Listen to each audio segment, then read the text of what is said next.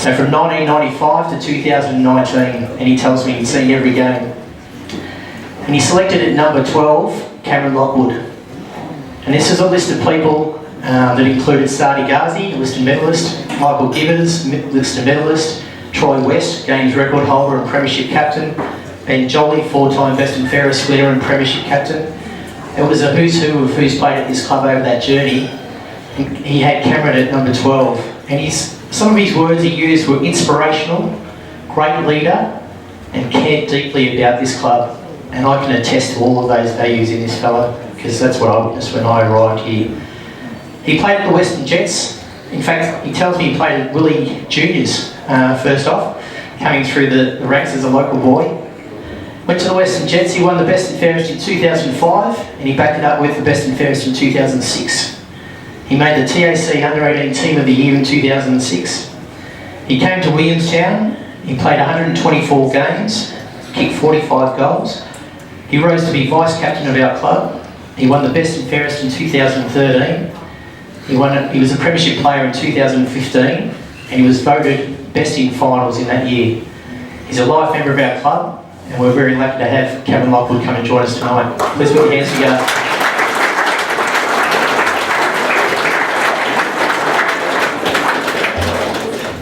Thanks, Joseph. Welcome, Cam. Now listen, before we talk footy, I said you're a local lad, Westbourne graduate of VCE, Vic Uni, Bachelor of Business, and now you're Sales Director at Lockwood Flooring. I understand you're... The title myself. Of course. You're employing some of our boys, is that right? Yeah, Nick Sings, the operations manager there. We've got Josh Pickers, who's a skilled, specialised installer, we call it. That sounds made up. And then we've got, I think Singh and I were talking about it during the week. There's been 7 players at Willie that have cycled through one time or another. So got a fair few in there. Well, here's a chance for a plug. Who do you target in the sales area, and how can you help them? Business. No idea. No idea? No, you're a terrible sales director. I can vouch for him. He actually installed a dance floor in the other side of the room, is that correct? We got that happening? Yeah, I think it was destroyed, that function. There was some pretty poor dancing happening there, but it still exists. So if anyone's looking in for flooring, Lockwood Flooring is the place to go. Recently become a dad for the first time, back in March. How's that all going for you? Yeah, it's definitely full on. But you always hear when people say you have a kid, you can kiss your good night's sleep. Your sleep's goodbye, and that's definitely the case. I think I've had 4 hours in the past 3 nights, so holding strong. Don't even feel like I'm going to be thought of being hungover with that. It's literally gone. And for those who know him, that's totally out of character, so it's clearly happened. So he told me before we got here that he was woken up every hour on the hour last night, so it's taking us on. Pierce, yep, young fella. Little Pierce. Yeah, we'll get him on the father-son rule, I reckon. Yeah, we'll get that in. Terrific. I talked about your journey out of the Jets. Tell me, when you come out of the under-18 system, you've come to Williamstown. Why did you choose Williamstown? I think obviously there was the history there of playing for the Williamstown Juniors. Obviously Western Jets was affiliated with Williamstown at the time, so even my last year at the Jets, we did come to a few games during the year. So I guess the ties were there. They were aligned with Collingwood at the time, which I knew meant it was going to be obviously very competitive, very difficult to get games. So, did think of going to other clubs where it might have been a bit easier, but obviously being young and arrogant back then, thought if I was good enough I'd play anywhere, so chose Will. And what were your first impressions coming into the club? Do you remember getting your first Guernsey presented? Yeah, mate, I actually definitely remember the first presentation night. I was down at the sailing club, and I remember Brucey Davis did a long-standing history video that he was writing to his cinematography or whatever at the time. That hasn't changed. It was just all about history. So Williamstown being a proud history, proud culture, working class community on the wharfs. The hidden thing there of Ned Kelly playing the game. Obviously, always tries to raise his head, but there was just such a strong history. And I think that was one of the oldest clubs at the time, and that's definitely the thing that sticks out most. And tell me about your journey. Who influenced you? Did you model your game on anyone? Who took you under their wing? So I think early you just try and pick the best players, the best trainers. So back then it was very difficult. The Collingwood days, the senior squad at times when we were playing, there was only 6 or 7 people that would play that week. So on a Monday night review, there was 6 or 7 blokes in a room talking about the game, which was a bit odd. But so those players, Liam Pickens, who played a lot of twos footy that year in my first year, who I played a lot with, Paddy Rose, Greenie, Scott Meyer, all guys that were just stalwarts of the club back then, but also young boys coming through. So then obviously going on from that, it was you try and pick, as I said, the best trainers, and Ben Jolly was the epitome of that. So he's trying to float on his tail Tuesday and Thursday nights. And I was going to ask you, Collingwood when you first arrived, then there was the alignment with the Western Bulldogs. 2014 we go standalone. How did the experience contrast for you from the standalone versus the alignment? Yeah, it was very different, and the two alignments were also very different. Collingwood days, as I said, there was only 6 players that played, and we had gun full forwards that wouldn't even get a look in, because obviously Collingwood would have key position players that fill in. I think I got a fair few games in that first year, but it was only you pinch in forward pocket, or there was a lot better players playing in our twos. So it was very about the development of Collingwood at the time.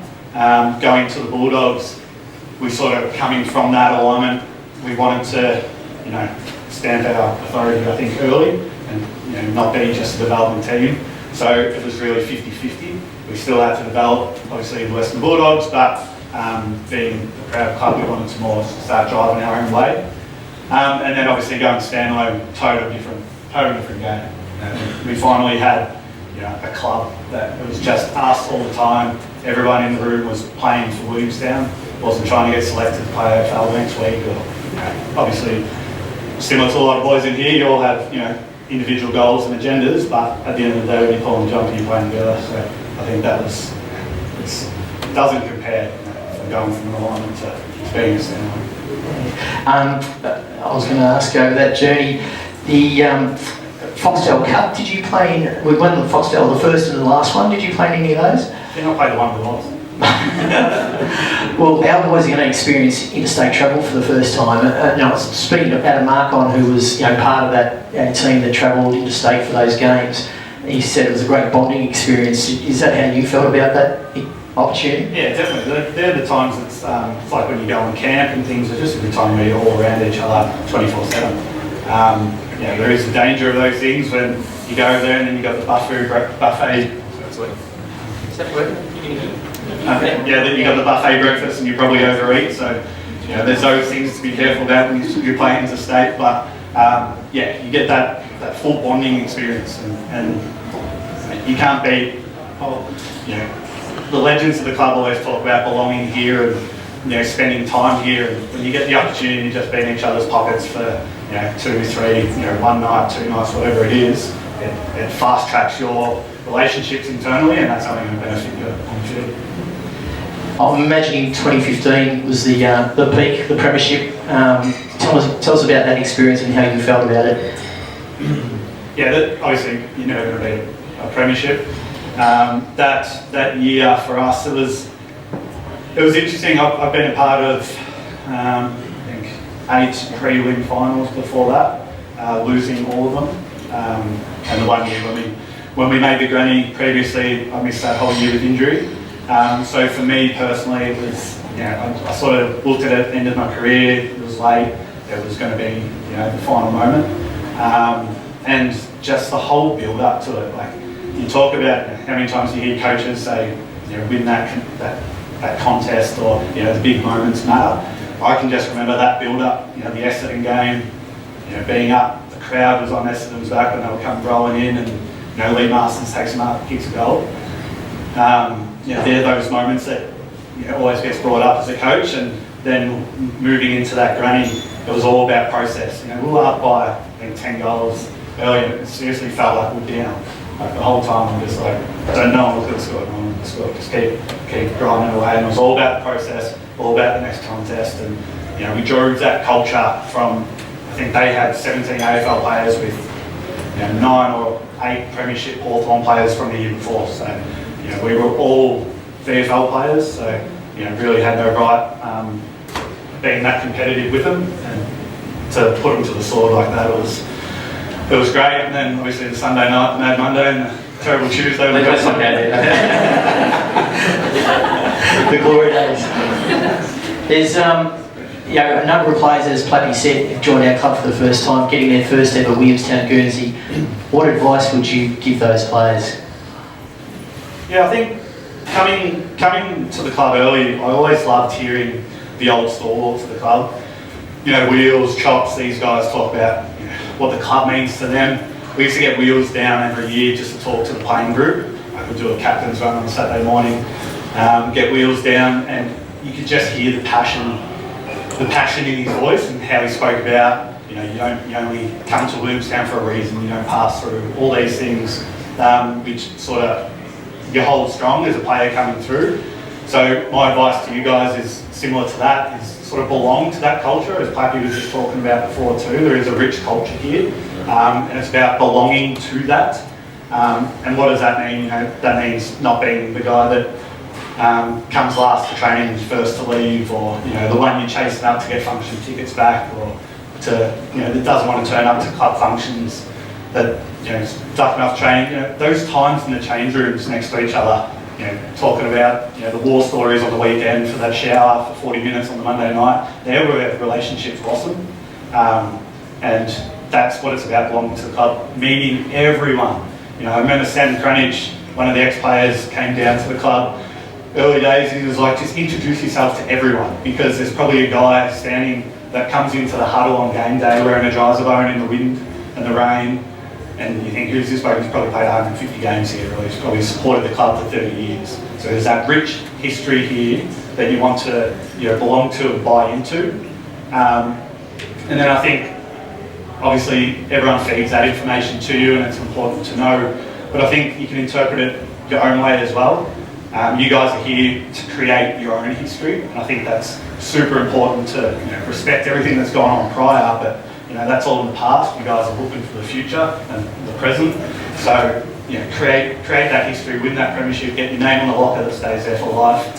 Win that premiership with a group that you can't break that. I can't wait this year to have a reunion with the boys you played in the flag with, and we'll probably be doing that in 40 years' time. That's something that I hope that you guys get to share, and if not, there's other things that you can do to create your own history too. I'll create your own. So meet everyone, be that person that introduces yourself, help out after training, clean up the rooms. When you walk into the ground on game day and there's a kiosk to your left, speak to the people in that kiosk, find out the family that run that and the history that's there, and there's plenty of things to do rather than we say premierships and that's the highest thing we can work to, but individually there's many things you can do to stand to be remembered here. I think they're the big things to go forward with. Great words, Cam, and I've got to attest, he is very passionate about the reunions. Last year was going to be the 5-year reunion for the 2015. I've never done a 5-year reunion from a premiership before, but because of COVID that couldn't happen, so he's on my back about a 6-year reunion now for the 2015 group. So he's hammering me each week, wanting to know what the fixture is so we can lock that in. So we're going to do it. We're going to get all the boys back on a Sunday. Even Ben Jolly, we're going to get him over from Port and get him out down here. So wonderful words. Again, a great individual and a great person to have representing our club when he was here, and obviously since he's finished here, he's always welcome back. And I really want to put our hands together for Cam Lockwood. Thank you very much.